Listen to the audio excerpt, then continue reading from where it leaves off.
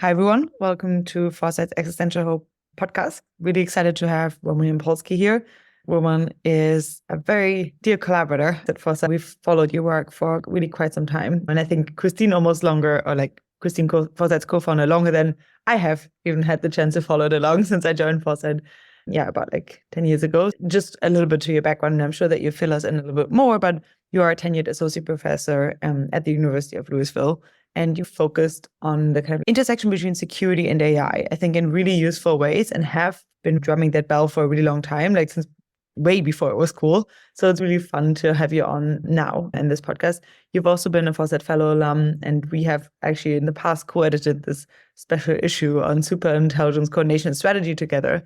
But I think you're really well known for your kind of like work at the intersection of AI and security in particular, and really putting your finger on like where it's hard and why controlling AI systems is so difficult. And so I really hope to deep dive a little bit more into that in the introduction. But maybe bring us up to speed a little bit on what you are working on from your perspective, and then we can pull on some threads. Thanks for inviting me on your podcast and for this wonderful introduction. I just had a book released which kind of summarizes my ideas in this space. What possibilities in AI safety? Can we actually control superintelligent machines? Can we understand how they work, predict what they will do, explain specific decisions they make, not just in general, but step-by-step process they go through to arrive at those decisions? And so far, I haven't seen too many solutions. I found many ways not to build safe superintelligence, but hopefully I am wrong and we'll discover a lot of reasons for existential hope. Cool. Shall we just dive a little bit more into these specific topics? So first and foremost, can you maybe just bring us up to speed? Why do you think the relationship between security and AI is perhaps one that is underexplored these days? Where do you think we're missing out on some really interesting lessons here? So one of the ways AI could be very dangerous is malevolent use, right? It's not that you build a very evil AI, it's just somebody got access to it illegally, or you open sourced it, and the bad guys, terrorists, crazy psychopaths, governments, military, whoever is using it in a way you are not happy about. So if you open sourced it, it's on you. But if you did everything you can to protect the code and they still managed to hack it, that's a security issue, right? Standard cybersecurity, you want to protect the code, protect weights, protect any secret source you have in developing this very capable system. Safety, on the other hand, is about safety from the agent itself, safety of the AI as an agent, which may have intentions and goals different from whoever trained it, designed it. So I think you need both. You need safety and security. Otherwise, it's just not enough. Even if you are successful at solving one of the two problems, the second one will get you. Yeah, I think you're even like making this argument of alignment being almost like a subset of safety and control issues. Could you explain a little bit more, what you mean by that, and especially on the control aspect, and perhaps why you think that one's really hard? Yeah, so for about a decade, we had those naming wars. What do we even call this problem? We started in the 60s and 70s with just ethics, computer ethics of computation. Then I think Eliezer proposed friendly AI. Since then, we had the control problem. We had human compatible. I proposed AI safety, but we all understand what we're working on. Whatever the name is, we want to create AI we will not regret creating. But the way I see it is you have safety as the general name for the field. We want safe AI, and then people propose specific methods for getting there. So value alignment to me is one specific method you can use to assure that the system behaves as you would like it to behave. But a lot of people think, no, alignment is the whole field. That's what we're working on. Yeah, it's so interesting. Sometimes when I try to break it down into alignment as consisting of, just like technical alignment. And then also we need to eventually figure out like, what do we want to align to? Then the security aspects of like really securing that, like eventually AI systems that we're building are built on secure foundations, so that if we could align them to the values that we would want, we could do so reliably and securely rather than, like getting stolen or like breaking out. And then the last one is assuming that all of these are hard. We need kind of coordination and cooperation like along the way. And that's more like the, international cooperation AI governance kind of field. But Yeah, it's really interesting how you slice the different fields and how they all spawn out and collaborate really across each other now. But you are also making this argument that it may actually be really quite difficult to like really make sure that we could control advanced AI systems, like even just like on a pretty foundational level. Could you explain a little bit more about that and what you mean by this? I think everyone agrees it's difficult. No one's saying like, I can do it in 5 minutes, just give me a little more funding. I'm arguing that it's impossible to indefinitely control superintelligent systems. We can definitely control narrow AI systems we have today. We can make systems which are close to human capability safer in proportion to how much resource we expend, computational resource, human resource. But forever controlling superintelligence is like building a perpetual motion machine. Maybe you are successful at the next generation. Maybe GPT-5 you are doing well with, but it will continue learning, continue getting better, smarter, self-improving, modifying its code. So really the problem is, can you make it safe for version 5, 6, 7 up to infinity while still dealing with security, malevolent actors, insider threats? And if that's not difficult enough for you, then we talk about value alignment problem. We don't really agree on any other definitions. As you said, whose values are we aligning with? There is 8 billion agents, that's excluding all the animals and whatnot. And humans don't agree on much. That's why we failed to solve ethics for millennia. So maybe you can get a system to align with one agent, but it's also that agent at a specific point in time. What I want today and what I wanted 20 years ago is not aligned even internally. You have inner alignment problems, you have all these issues, but let's say we solved it and you actually know what you want. We still have no idea how to encode those concepts in a formal sense, in a programming language. We don't know how to make sure that a system we build will follow through on that, not just today. It may be perfectly aligned today, but there is always possibility that it will learn some new information and turn on you, treacherous turn. Then you assess some decision by a system. You're doing it with respect to a specific time frame. Is this a good decision for the next 5 minutes? Maybe. It may be a horrible decision in 10 minutes, become wonderful again in 20 minutes, and kill everyone 5 years later. At what point do you stop going deeper and looking at consequences of those decisions? That's not obvious. And this is just like a top of the iceberg for all the things we already know might get us. So I am not fully optimistic about our ability to do this perfectly well on the first try. What's the alternative then? I don't think that many people would really like say that we're like in a position to do this perfectly, especially not on a first try, but like could like more emergent, gradually improving the offense defense dynamics in specific ways, or gradually leveraging more powerful AI systems to help us align more powerful AI systems. What's the alternative to the kind of like perfectly predictable alignment from the start, now we're safe scenario? So it's not obvious that we have to create superintelligence, right? We're doing really well with narrow systems. We used the narrow system, for example, to solve protein folding problem, which was considered very difficult and impossible for humans to solve directly. We can do similar work in other domains, not just biology, healthcare, but pretty much anything can be done really well with a dedicated system. What is the requirement for creating something which completely dominates all of humanity in all domains at the same time?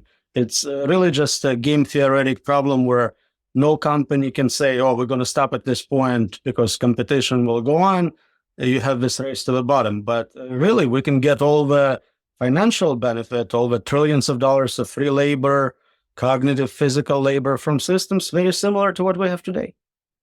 Interesting. Sounds a lot like also comprehensive AI services from Drexler and, a few other bits that we've talked about in Gaming the Future, like a book that we wrote on this topic. And I know that Beatrice will dive a little bit deeper into this, more optimistic version of like, how could this future world look like? But I'm really also curious to learn a little bit more about, your background to provide some kind of coloring for the worlds that we'll dive in later.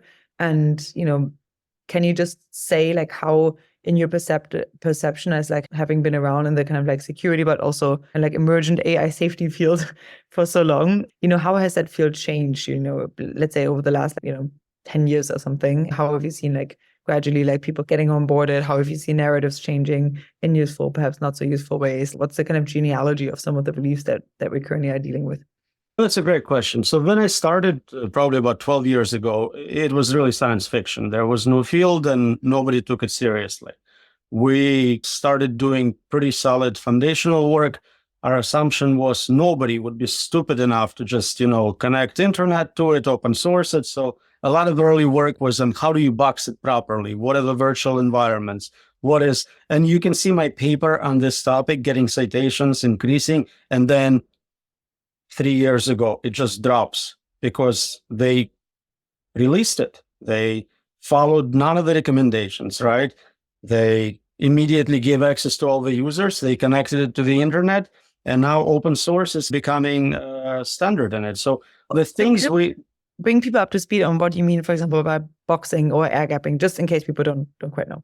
So the idea was this could be a dangerous piece of software, like a computer virus. Let's study it in a environment which is separated from the internet, has no access to do social engineering attacks on humans, basically something we can control inputs and outputs for, something we fully control how it learns, what it can do. And we looked at different protocols, amount of communication, amount of information going in and out. Basically, we could have studied it in a very dedicated environment.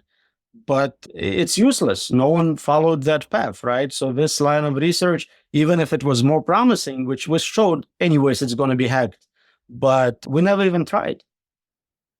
Well, I guess one argument here would be the fact that, we're trying to develop it relatively open at the beginning also means that, we have more eyes on the ball. We can have, more people playing with it, discovering like possible flaws that, would otherwise be maybe discovered way too late once it's super powerful. So I guess there's this kind of security trade-off of, investigating something in this agate box in this virus ray capacity versus, actually playing around with it and trying to red team it that way. Do you have any more thoughts on this?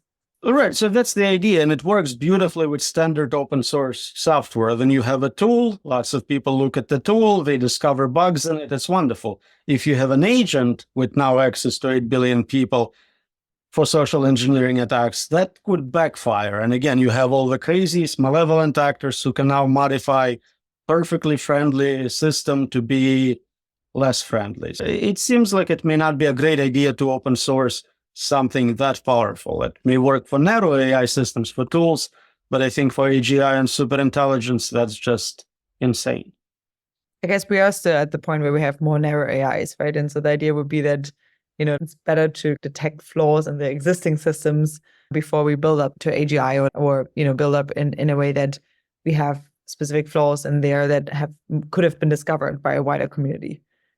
Yes, but we don't really fix the problems, right? The way we work on it right now, we filter them out.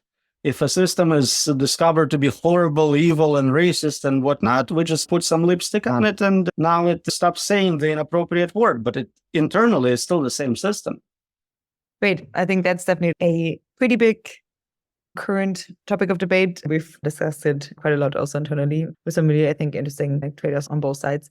Do you have any other kind of cruxes, that have emerged in the kind of like safety community over the years that you've been like a member of it? So there is a huge growth in governance. People who said, okay, the technical solutions are not enough. We need political solutions. And that's growing heavily. There is, as you know, the European AI Act. There is a lot of effort at the UN level. So definitely a lot of people and a lot of resources pouring into that. I'm not so certain, given previous technologies which were regulated, it's likely to work. If you look at things like spam, computer viruses, all that is illegal, right? As regulated as it can be, but it makes absolutely no difference in my daily experience with my mailbox. So what has helped with spam and so forth, and what could we learn from it for making AI systems safer? So some technical solutions made it slightly more tolerable, but at the end, nothing really presented a full solution. We still have ransomware, we have viruses, we have spam, and I argued in one of the papers that there is a fundamental difference between cybersecurity and superintelligence safety. Cybersecurity, you always get another chance. You can reset passwords, provide new credit card numbers. Whatever happened is just an annoyance. With superintelligence, there is possibility of existential risk and a first bug. So I guess the main argument, would be let's keep it narrow. Let's keep it such that we can have offense defense dynamics. Let's keep it such that we can gradually make new versions more safe over time, and we can patch things, have technical solutions to bids, but we just need to avoid it going full on super. At least for a while. We only had these very powerful systems for 2 years, but it feels like we are so behind. We need to build superintelligence quicker. We need more powerful processors. We're it used to be, people said we're 20 years, 30 years away from AGI. Now I think prediction markets at 5 years, tops of big labs 2 to 3 years, and that's too long. We need to do it next year. We need to do it in 4 months. So that seems like miscalculating the difficulty of getting it right. Yeah, I think timelines definitely on Metaculus, I think, dropped by 10 years in the course of a year or something, once progress started happening. Okay, cool. Perhaps not so cool. So what do you think what is the day in the life of someone, like you working really in this field? You definitely spend some time really in deep research. You spend some time really working on some of the papers and books and so forth that just trying to onboard more of a general audience into the field, right? And then you're spending some time teaching, I would assume, but how has that kind of level of someone approaching the kind of AI safety problem from this long-standing security interest? How has your life changed? And, are there anything that we should be doing more of? Anything that you think are, we're a little bit misguided in the current way that we set priorities and in the researchers' time really working on these issues? So there is definitely a lot more action in this field, right? If I used to get invited to speak somewhere once a month, now it's 3 times a day. So there is definitely a lot more interest, a lot more demand. But so much of it is what I call safety theater. People starting organizations, companies, they're doing something which cannot possibly work, but it feels good. It feels like you are busy doing something. You are out there, and it's good. And it's good that there is at least awareness of it, but I don't think it's getting us closer to a solution.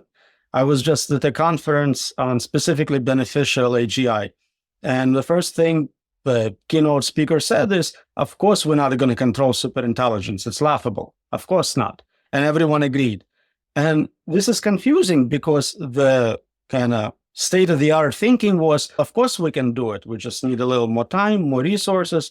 But very quickly, I think it switched to where when I survey people on social media at conferences, majority doesn't think it's possible to control superintelligent machines, but it changes nothing about their day-to-day activities. They still work for the same labs. They still publish papers on some kind of mundane aspects of technological unemployment next year. So I'm not sure what else I can really say in my talks. Usually I would present my arguments, explain why the following are not possible, different tools you need for control.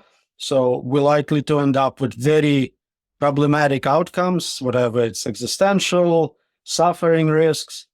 And after I conclude, I go, any questions? And it's always the same. They go, will I lose my job next year? How do I properly operate sex robots? All sorts of things which have nothing to do with the main point of what I'm trying to convey. So I still haven't solved that problem of actually getting people to not just understand the conclusion here, but actually fully embrace it. I guess to some extent you're making 2 points. One is, some people are more worried about the near-term implications, but then, just earlier you mentioned that others are also really trying to speed it up even more, almost not being willing to wait for superintelligence or AGI to arrive. So how do you square both of these sides? Perhaps they're made by different parties, but yeah. So maybe first that question. So there are different camps. Obviously, there are people who think there is no problem to begin with. I have multiple papers surveying skeptical arguments for why there is nothing to worry about. Something so smart will always be nice, for example, is a great one. We have no counterexamples to that, so clearly superintelligence would be delightful. They are not worried about negatives, so they do want to get benefits as quickly as possible, as much as possible. They want to be the ones to get there first. within safety community, there are people who understand that it could be dangerous, but they truly believe that just given a little more time and a lot more money, they can handle it. Okay, that's more reasonable. And so there are degrees of how much you think the problem is solvable and how long it will take. Yeah, probably also quite different communities. So if you think that, the main problem is just like kind of like at least perceived race dynamics towards artificial general intelligence and like almost artificially speeding those up, then what could one do in your perception to keep AI narrow if it is more about kind of these game theoretic, almost artificially constructed or artificially accelerated race dynamics by thinking that you'll have a first mover advantage, but what might be actually in hindsight accelerating the race? So it seems that at least the top people at most leading labs I know are well aware of the problem of AI safety and have previously spoken about it, written blog posts showing they are very concerned. So my hope was that personal self-interest. Those are usually younger people, very financially secure. It's not in their best interest to destroy the world. They will not benefit from it. It's literally the worst outcome for them. So if I can convince them that truly they will not succeed at this, I think it's in their best interest to stop this unilaterally, even if it means someone else gets there first. It doesn't matter who creates uncontrolled superintelligence. If it's uncontrolled, the outcome is the same. We're often told if we slow down, China will get there first. It makes no difference. If it's not controlled by them, it's not important who messed it up. And you don't even get the usual benefit of being like the big bad guy in history. There is no history books. You're not going to be remembered. So it's a pure loss. And if I can convince people that I'm right about that, maybe it will help. So I'm trying to publish additional results showing, okay, not only is it impossible to do XYZ, but also monitoring new training runs does not allow us to predict capabilities of a system until much later with additional testing. Testing is problematic because we don't know how to debug something like that. We know how to debug narrow systems with edge cases and specific domain of operation. How do you debug something general, something capable of really operating across domains and doing it at a level you don't fully understand? This is what I'm trying to do. Others are going, okay, let's convince government to ban CPUs, ban graphics cards. Unlikely to work in practice, but it's something. So you're trying to like really pinpoint why specific ways in which people think that you could make systems safe, you cannot actually make them safe or like not reliably. I guess there was also this really interesting report that recently came out from ARIA, from Davidat and a few others, where they're trying to move people from the perceived prisoner's dilemma into a perceived stack hunt game theoretic dilemma of, basically just like insinuating that if we could get a really good safety strategy in place, that more people could at least believe in, whether or not that's now for AGI or superintelligence, but let's just make existing systems safer, then if we could get that kind of be credibly like a good collaborative effort, then people will be moving more likely to this effort. And you'd only like need to move people from this perceived prisoner's dilemma where everyone really is racing towards like an opportunity where they stand more to gain by cooperating with others on a possibly, like safer version where you could at least move people out of this kind of like race dynamic into more of a collaborative spirit. So I guess part of what I'm saying here is just like in a general sense, getting people perhaps also aligned around specific solutions where you could have the benefits of AI without, racing towards the brink or without, really risking everything would make those outcomes more likely. Do you have anything to say on kind of like these dynamics or like shifting the kind of like current perceived race dynamics through more collaborative efforts rather than just by pointing out how the race will fail? So there are different similar approaches. The idea being let's all kind of cooperate on one big safe project and defund all the bad, unsafe projects. But I'm concerned that you're really just pulling resources together, pulling compute, pulling all the best scientists to that one project. So that will just accelerate capabilities research. They still will not succeed at safety because I'm arguing you can't. But now they have all this extra resources to improve capability.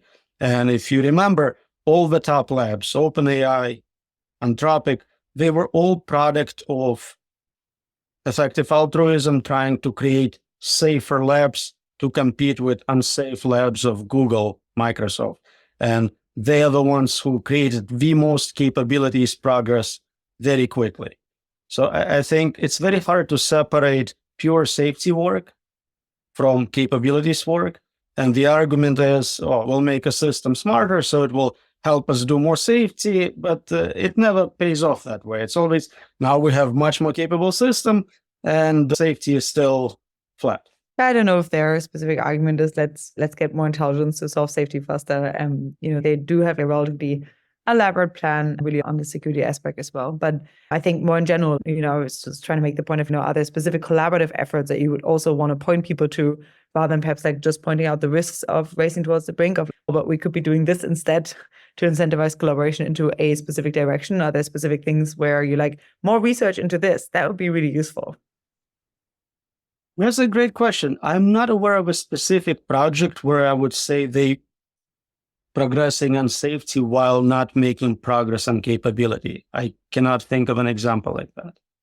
But are there perhaps specific things in the computer security realm, or even in the cryptography realm, or in any of the other domains that you're like are an expert in, where you're like, at least we should be solving these problems as we go along? In computer science in general, it's pretty standard to first decide if a problem is solvable. If it's impossible to solve, like a halting problem, you're not going to ask for people to start new labs and get more funding to solve it. Perpetual motion is another example. It's not the question of smarter people with more funding. If you truly can show that problem cannot be solved, you need alternatives, complete alternatives. Do not build this nuclear bomb if you cannot control the reaction. If I'm wrong and somebody can prove, no, actually, here's a bug in your code, your book is wrong, we can control it, then wonderful. Then we can put more resources and maybe succeed at that. But that's not the case. Again, just informal surveys. Majority opinion right now, we will not control it. If you think about it, again, you can probably solve it for an instance in time. A specific model at a specific time can be shown to act as designed. But to argue that you can do it indefinitely would violate the whole history of cybersecurity, computer science. We never succeeded at building bug-free software. Even for mission-critical systems where we verify code, it's still later discovered, okay, the verifier had a bug in it. Or, maybe there is a side channel attack which completely bypasses your beautiful crypto algorithm. So we just don't have history of working at that level of guarantees. Even if you get something, 1 in a million chance where it's going to fail, for a system which is so widely deployed and makes so many decisions at any given time, it's just, 10 minutes later, you're statistically guaranteed to have a failure. I guess the question is also, is this failure, how catastrophic is the failure? Is the catastrophe, if there is a failure, is it small enough that you can patch it? Do you have like enough folks to kind of like, or like enough intelligence really to bring to the challenge at that point to come up with a good solution and with a patch? Or, is one failure likely going to destroy the entire system that, that it's built on? And I think that is like a question that is still out. Would you want to say anything to that? I don't know. Yeah, we don't know for sure. And obviously, statistically, you're more likely to have a lot of small bugs than one major bug. But if you look at the trend of AI accidents, and I have a paper where I just record historical accidents, the pattern is the system designed to X will fail to X. And then it's a narrow system designed for something simple. Your spell checker will misspell a word. Then you have a system for making scientific breakthroughs across all domains. This could be problematic if you're talking about synthetic biology, if you're talking about nanotech, if you're talking about nuclear. One bug could be very significant. Yeah, I guess here the argument perhaps, and I think maybe it's an argument similar to the one that you're making. It's like, what if we don't just had one kind of like more like the traditional single, what if you didn't have just one agent, where like one failure mode could absolutely be catastrophic, like the traditional singleton. But what if instead you had like a collaborative ecosystem of a bunch of different agents cooperating with each other, each specialized on a specific sub-problem that they are trying to solve, embedded in this larger kind of, relatively computer secure, or like maybe even pretty boxed or like capabilities-based system where one mistake doesn't escalate the entire system, but where it can be relatively quickly contained and patched. So what do you think about those types of different scenarios? And could we be moving more towards the latter one if you think it's more likely to lead to at least like a more secure world? So usually making a system more complex, multi-agent system is harder to debug. It's harder to predict what will happen with it, predict future states of that system. If you have one agent and it's a narrow agent, you may be understanding what it's working on and what domain, and you can do some debugging, some testing.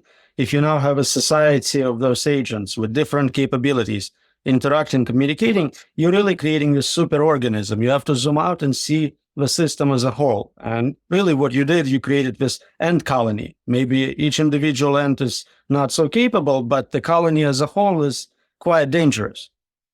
And so then your alternative is maybe we just have one narrow agent that is then pretty versatile. So you could use it for scientific discoveries, you could use it for, I don't know, just, other capabilities too. Or what's the alternative here? So I think, a specific problem is a great target. And again, the protein folding example is just beautiful, right? It's a very difficult problem, helps us cure diseases, helps with life extension, but you have a very narrow system. It doesn't know how to play chess, doesn't know how to drive cars. It knows how to fold proteins. It's super intelligent in that narrow domain. We can do the same thing for many other domains. We have many examples where we created super intelligent narrow AIs. One domain, not general intelligence, cannot self-improve, cannot engage in other activities. Oh, then it is quite close to the world that I was at least trying to paint here of, a system in which you have very many different agents. Or how did you think that the two were different? So you made it sound like they are part of the same kind of boxed environment where they get to communicate and interact and do each other favors. You solve this for me, I'll give you that. Whereas I'm talking about just a standalone agent with no other assistive superintelligences. Interesting. Okay, so I guess then the difference was that in your world, the different AI agents wouldn't be able to talk to each other at all. And I guess in the larger economy or ecology or ecosystem that I painted, you possibly also have different, very specialized, super intelligent, but narrow AI systems collaborating with each other in secure ways. And you right, so they're not trained together, they're not grown together, they're not a single unit made up of modules, they're just a standalone modules which are not in any way relying on help from others. Would they be allowed to talk to each other? Ideally, you probably wouldn't want them to for safety reasons, or at least not directly. If they can communicate, you basically making one system with multiple modules comprising it. Yeah, here we are again at some very philosophical, or I guess, also ontological questions. But there's really interesting work coming from the Cooperative AI Foundation, basically on, like really trying to avoid deception and, multi-agent settings and so forth. And I think we're just like have a lot to figure out in that regard. Okay, cool. I'm almost at the end of my time here. Thanks a lot for indulging me in all of these, I guess, just different thought experiments here. I want to hand it over to Beatrice now to dive into some of the more positive worlds as we're wrapping up, like some of the exploration, at least of, a few of the bits that they've been thinking about. Thanks a lot so much. I'm sorry I didn't provide more solutions and mostly problems. Hopefully we can come up with some solutions, or at least like maybe not solutions, but just what it would look like if it goes well, if it goes, if we have positive progress. But I wanted to start because you mentioned your new book in the beginning, and I wanted to maybe just hear you say a few words on why did you write this new book? What are the key points that you really wanted to get across in this new book? So I see control problem as something we need to formalize. And in the book, I talk about different levels of control. You have direct control where you just give orders. This is like the genie problem, right? You give a specific order, it's misinterpreted, you regret it. You have delegated control where you go, okay, you're smarter than me, you figure out what needs to happen here. And you're obviously not in control at that point. You are a child and somebody's babysitting you. So there are different problems. There's 4 levels, and we can see how they are subtypes of those 2 extremes. But whatever specific control problem you want to concentrate on, you can realize you need certain tools, a toolbox of capabilities to make it right. You need to be able to understand how the system works. So explaining internals, explaining neural network weights and what they represent and why they activate it. You need to be able to predict what decisions system is making, not just as a final step, but intermediate steps. So if I'm playing a chess system, I know it's trying to win the game, but do I know what specific moves it's going to make? If it's smarter than me, I don't. I cannot predict it. If I could, I would be smarter or equally smart. So we don't have predictability. We don't have explainability. We have a survey paper with about 50 different tools, which we would love to have to make this easy to solve, but we don't, or at least we don't have it to the degree we would like to have it. And so if you look at it as a whole, control becomes likely impossible. And if I just say it, okay, I think it's impossible, nobody's going to buy it. So I go and I survey in all different fields, in psychology, in mathematics, in obviously computer science, but every field I could find relevant to this. What are the different limits, known impossibility results? So we know in public choice, there are limits to voting. We know that certain voters will get screwed no matter what voting system is being utilized. There are limits in physics. There are limits in economics. And if you look at all of them, they are relevant. They are significant. Maybe I can do well without a specific tool, use something else instead. But I think there is more limits than actual capabilities.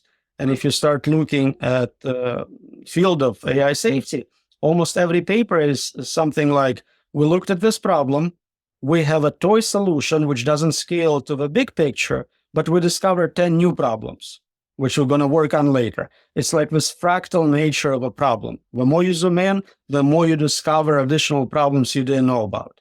If you look at old papers, we were worried about specific things. And now we discovered there is 20 other sub-problems within that. And most of the time we keep discovering new problems, but very few papers go, and this is the final word in this space, and we solved it and no one has to worry about it. This is final solution to the inner alignment problem. And what do you think of something like an approach, differential technology development, or something like that's been discussed more recently? Is that something that you could get excited about? It would be wonderful. It's very hard to separate safety work from capabilities work. In fact, outside of purely theoretical work, I think it's impossible. And there is very few people who do purely theoretical AI safety work. So Yampolskiy is a great example. I don't think I ever contributed to general capability. I made contributions to narrow systems, but never to general. Everyone else works mostly on capabilities. They are famous for their capabilities work. If you look at top safety people today, they got their Turing Awards, they got their recognition for making very capable AI systems. So I guess I'm going to try to steer us towards seeing if there are any sort of outcomes that you think could be hopeful. I'm interested in, you discussed that, narrow AI systems can be very useful. You've mentioned that a few times.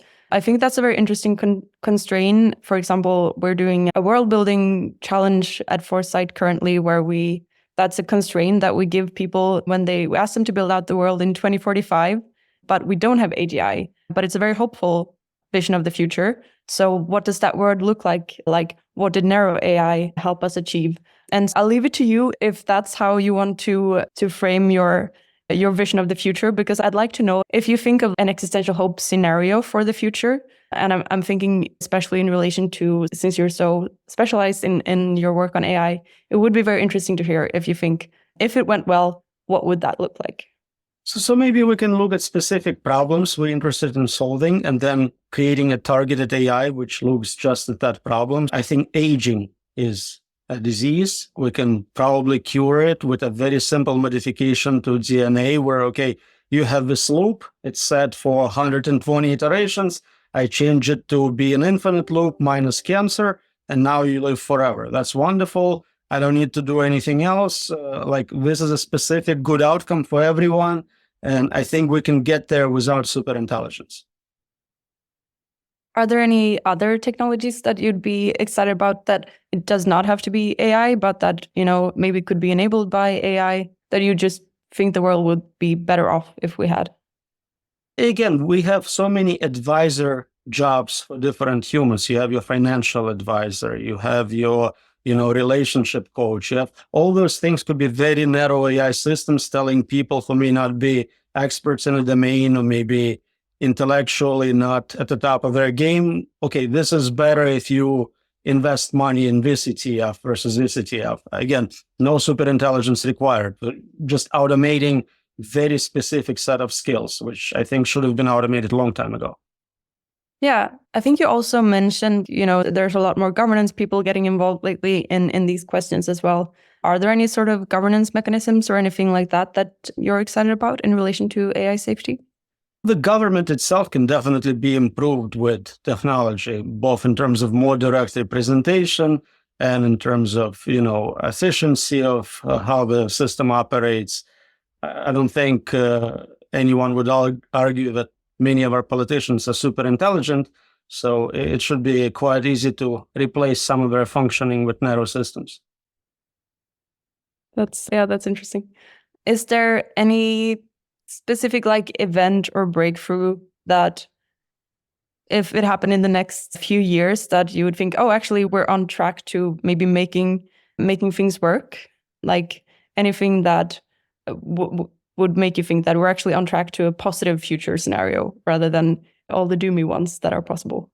As I said, this is all about the time frame you look at. So a specific discovery can make me happy because I think, we just bought 5 years of extra time. This is wonderful. But long term, the superintelligence you create will itself create another superintelligence.